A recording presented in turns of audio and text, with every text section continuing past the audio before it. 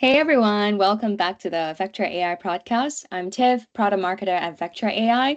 Today I'm sitting down with John again, principal product manager at Vectra AI, and we are going to talk about a highly requested topic, insider threats, and answer three most commonly asked questions from our security team. So let's dive right into it. So John, I have the first question for you, which is, so what does a modern insider threat look like?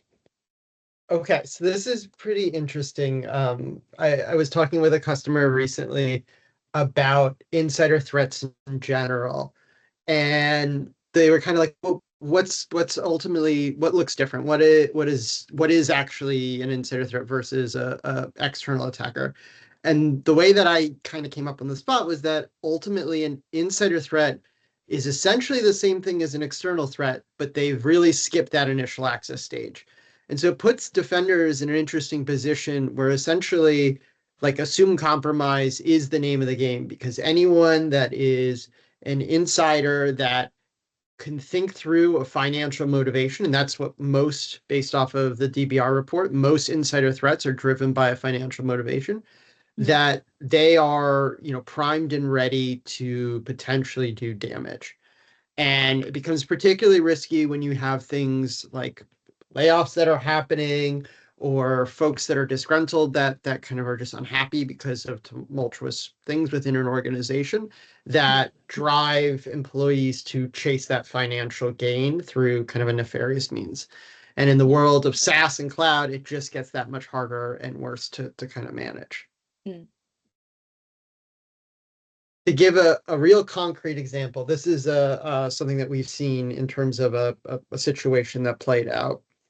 mm, I'll walk you through the timeline here, but essentially, employee made the decision, for whatever reason. It looked like this was due to some upcoming layoffs that they were made aware of, that they wanted to take some trade secrets during their layoff period.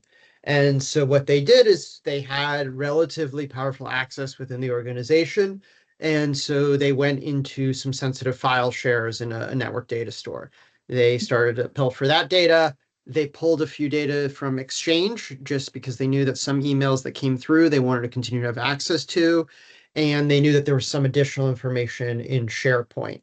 mm, Um, Ultimately, they were let go. All these things transpired, and what happened was that actually they kept trying to sign in to that same account to see if they could continue to access data. They tried to pressure test other accounts that they had that were not disabled to see if they're their way in. mm, This is a situation where data left, but the important thing with insider threats is that, unlike kind of external attackers, there are means that you can take action on. You can pursue legal action and things like that that actually will stop the damage that can come from a situation like this. mm. Right. And it's also important to note that there's no prevention pretty much because it's already someone in the organization doing something malicious. So, which brings me to the next question actually, which is why is it so hard and what does the security team actually needs to defend against these attacks? Yeah, so it is hard, because again, it's this assumed compromise. Prevention isn't going to be the thing that helps you.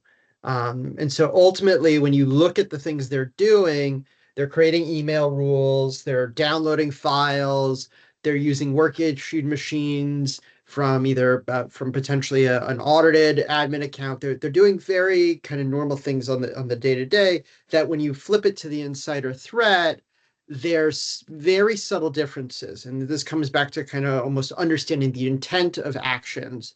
Mm, Like, if there is an email being created, is that email going to, forwarding data to an external destination? Is there downloading happen that is abnormal, but is it happening right next to that termination point where the intent can be clear? mm, Are they using kind of a user account instead of an admin account to access information, knowing that that admin account is going to be more audited, more scrutinized? And this is a place where ultimately AI has a role to play, because AI can be really effective at looking at these actions that are happening on a regular basis, but understanding the intent that aligns with that kind of attacker activity. Not just looking for something that's completely strange, but looking for the things that are really focused on an objective from an attacker side. And again, these are techniques that are both the insider side and external attacker that are using them. So that statement of intent applies in both places. Yeah, it's about understanding what attackers do inside an environment so that you can filter out all the weird activities that yeah. Cool. So moving on to the next question then, John, how does Vectra AI detect and stop an insider threat? Yeah, so we've had kind of a long history of helping people in finding these the kind of models that we build, the threat surfaces that we track. We've on a regular basis end up in situations where we're helping on that insider threat use case because of that statement that ultimately these insider threats are operating just like external adversaries that ultimately they're living off the land that have Mm, skipped that initial access. And mm, so we're really able to accomplish through a lot of the different things that we have. We have visibility from the network in terms of that AD credential that they're using, but even just broad network activity in general that we can see. And then everything that happens as they start to move into the cloud. And so it's really, we've built powerful detections that ultimately see the data that's flowing and can understand that intent. So everything from that an email rule is directing externally, the data that is being exfiltrated or moved is happening right at the termination point, that a credential that is normally, an admin level that makes sense is doing something in a way which is much more aligned with that insider threat. The system is actually able to even project a kind of summary of multiple attributes together to present whether something is or isn't potentially an insider threat.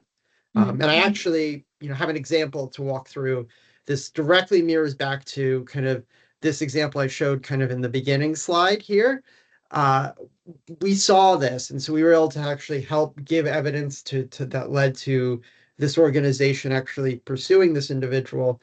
At each stage, Vectra was able to see things.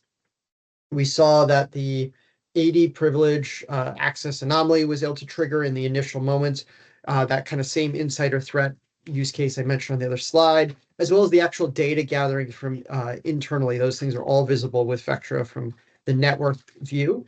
But as you mm, move into the cloud and correlate those AD credentials to things in M365, things like forwarding that email out, downloading the data from SharePoint, or even the follow-on actions of taking that Entra ID, Azure AD account and trying to reaccess, all those things are visible, all those things are present, and mm. allow a defender to basically come in and gather the intel to know data is left, to pursue legal action, or even potentially even kind of stop some of this data from leaving the organization prior. Yeah. And then it's also about each of these detection, you can take the action and stop the attack already, like which is how it's the speed that matters in terms of insider threat, especially. So yeah, that's how we would be able to help. Great. Yeah, so thanks a lot, John, again for the great walkthrough of the insider threads here. And if you haven't already, do check out all of our other podcasts here and subscribe to our YouTube channel. All of our threat briefings are also on Spotify. So, yeah, with that, thanks everyone for joining again. And thanks, John, for the session. And we'll see you in the next one. I'll Bye.